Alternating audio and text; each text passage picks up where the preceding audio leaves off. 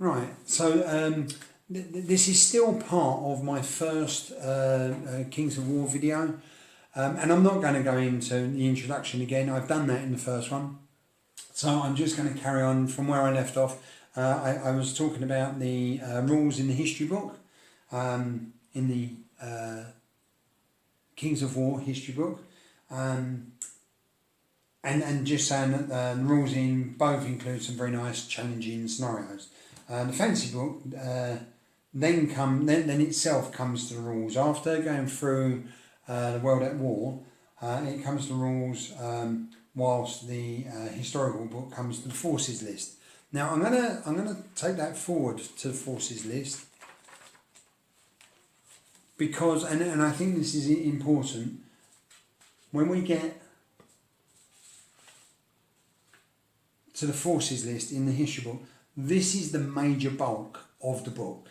It also covers some mythical units and some magical spells. So you can actually, if you want to, you could actually include more of a fantasy feel into your historical wargaming.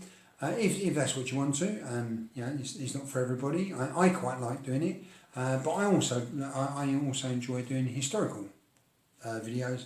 Historical battles without the fantasy element. The fantasy book then leads on to the rules itself, which are almost identical to the historical book. And like I've said, we will go into that in much more detail, but not now. I just really want to just give you an idea of what's in both books, and then give you my my own honest opinion.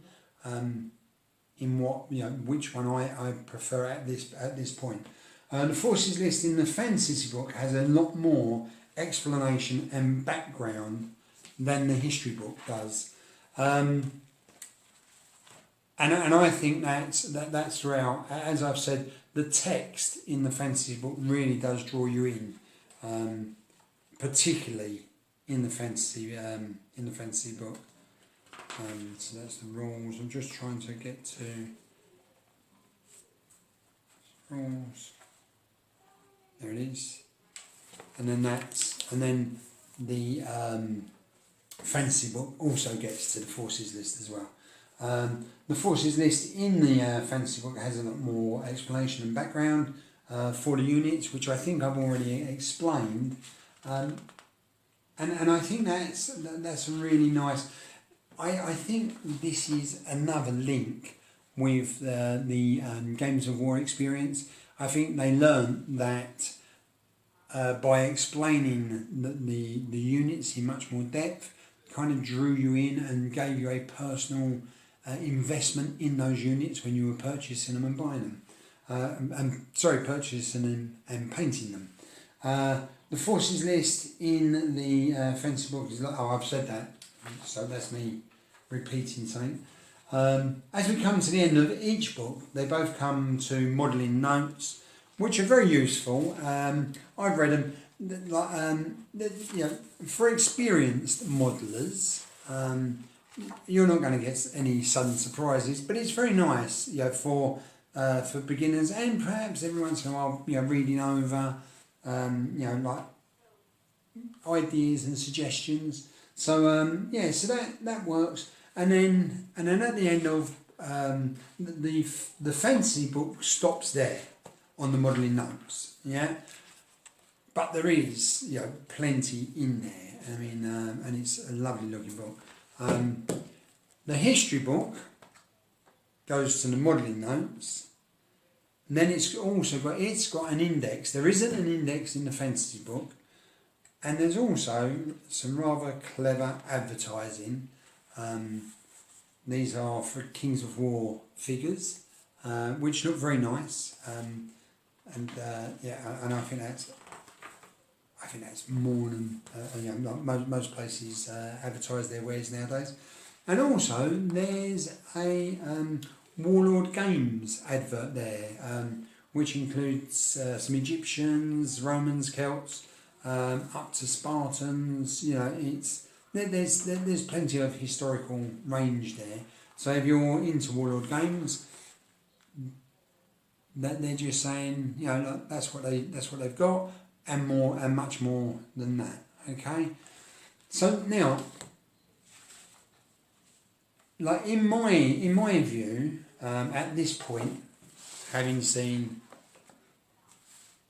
just a very general introduction to both books, my own view is, for general comparison, read Bang for Buck, lies with the fantasy book. First off, it's a hard copy. I think the price of both books is very similar, but I think there is something special about hardcovers, and also, you know, the possibilities are that it's going to last much longer. There's more pages, significantly more pages, 208 in comparison to 128 pages. And a lot of that is like the text, you know, there's pictures as well, but the text which just draws you into the Mantica world. Yeah, so, you know, so at this point, I would say, for me, the fantasy book is, like, at the moment, you know, as far as we've got so far with what we've seen, just a general overview, it kind of stands out. You know, there are some clear things there which for me make it you know, a much better product than the history book. So that's my open and honest point of view. In my next, that's the history book just finishing there, right, okay. In my next video, I will look at, I will have a general overview of the rules in each book. Now, again, it's a general overview, and I'm going to lift this up now. There we are. Okay, so it will be another general overview, which I will go through each section of the books before we get to the rules, the forces list, which I will then go into in great detail. What I would also say, and this is something that I'm finding with a lot of the rule books which are coming out now, you can actually get free downloads on PDF from the Kings of War website, which I think is a very generous thing to do. I've also noticed with the advert at the back of the historical book, the figures are considerably cheaper than war games. Then Games Workshop. Sorry. And what's it? A senior moment. So what I was saying there is you can go on and download the PDF files. They're free.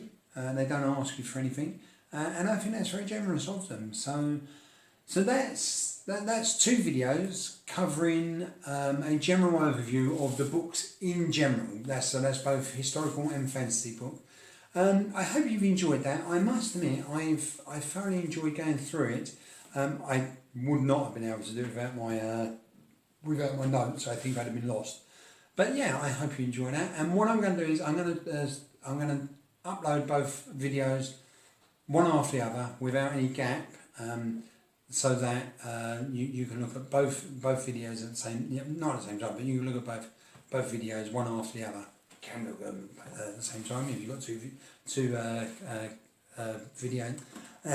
two computers or whatever. Okay, I'm going to stop now because I seem to have got tongue tied. Maybe it's because I was reading so much.